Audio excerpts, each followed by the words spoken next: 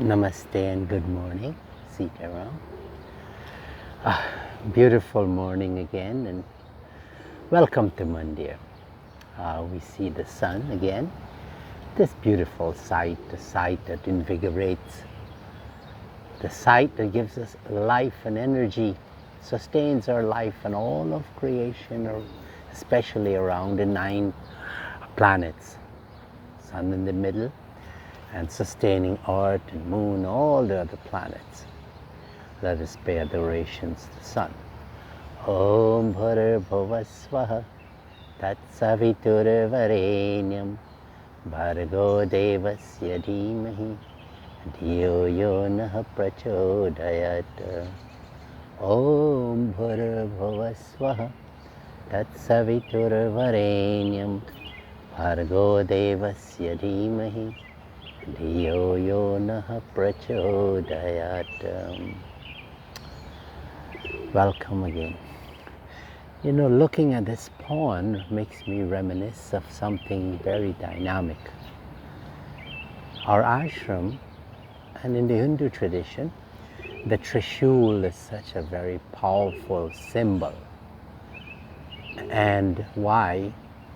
Because the Trishul, it has 3 sprangs, Trishul, and it symbolizes, one of the symbols is that when you hold that, it means that you have transgressed, gone beyond the 3 qualities that are inherent in all of us human beings. Those qualities are, and they're the 3 gunas, if from technical terms, sattvic, rajasic, and tamasic. Well, the last one, the tamasic, is practically the laziness in us, not energetic, want to sit around. And when we have to go beyond that. Then also, the middle one is the rajasic, which is overactiveness. That in itself is, yes, we're not lazy, but that overactiveness is the root of all evils, because it drives us to fulfill desires that are not really good for us. And we have to get rid of that to calm it. And then we have the sattvic, which is the goodness. What's the difference between laziness and goodness?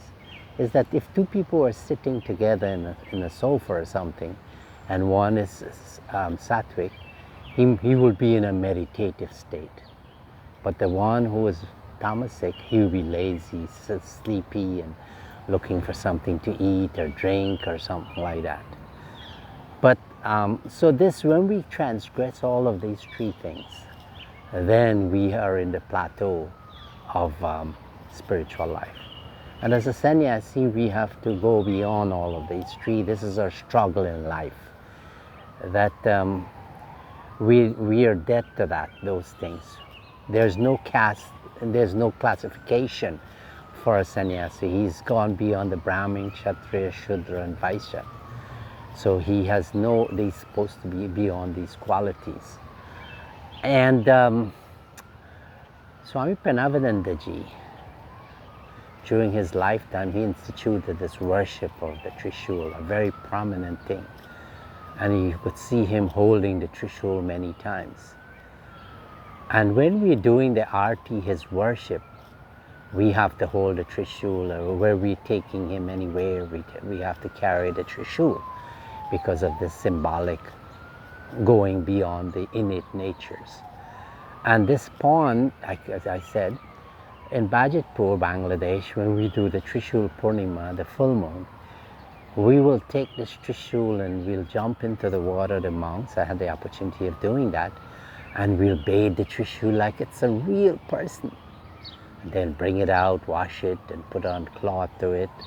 And then spray perfume and do worship to the Trishul, because it's that great of a symbol.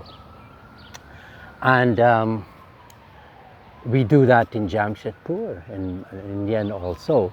Many monks will gather, and then we'll parade with the Trishul like 2 miles to the Sonari River, and we'll all go and worship it, and thousands of disciples will be following the monks. and then we'll bathe it and come back and do the worship. So this symbol is so powerful, and Swami Parameshananda was an instance where he would have said that everyone should carry a small trishul in their pocketbook or their pockets. And one lady, she followed that, and in India, she was walking across the courtyard, and she was being, she sensed some danger was there, somebody was lurking in the dark.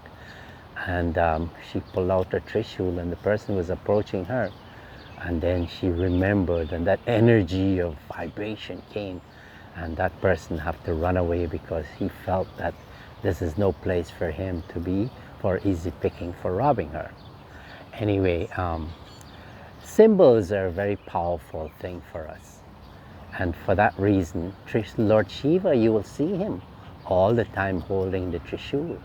And there's a song that goes like this: Bolo Bolo Shankar Bolo Om Namah Shivaya, Om Namah Shivaya, Om Namah Shivaya, Bolo Bolo Shankar Bolo Om Namah Shivaya, Tu Sachakaye Gangadhara Trishuladhari Namah Shivaya, Bolo Bolo Shankar Bolo Om Namah Shivaya. Trishuladhari, the one that carries the trishul all the time. And he is a symbol of conquering the innate nature. He has gone beyond these qualities. And we should, that's our effort in life, that we should go beyond all of these qualities. And symbols are so significant, because a country has its flag. I know in Nepal we will carry the flag and then recite the national anthem. Guyana, I grew up with the same thing. But in America, when I came here, and after some time getting ready to take my citizenship, I was there, and I had to recite the allegiance to the flag, the American flag, Star Spangled Banner. And I'm thinking, is this something right? What am I doing here? And then it's a necessity, because if you come to a country, it's a necessity that you do to follow the rules of that country. And Swami Parameshananda is very, very clear on that. That whenever we go to a country, make sure that we follow the rules. Otherwise, you won't be able to work there. You won't have peace in that country. And this is something that the ashrams are named after the country. Guyana SEVASHRAM Sheng, Purnananda Swamiji was very keen in that, the disciple. America SEVASHRAM Sheng, and so on. London SEVASHRAM Sheng. So when I was ready to take the oath, I'm thinking, oh my, that this is a very big step. And I've worked and supported the country, so I remembered John F. Kennedy, our president, ask not what your country can do for you, but what you can do for your country. And that always resonates with me. That I think, how could I work and support this country, work honestly, and not depending on the systems of the country. If I could work, let me work and support. And also, this is supported by Bhagavad Gita, that Krishna Bhagavan was saying, ask not what is your right, what is your duty. Perform your duty and look for no rewards, and then you will get your liberation.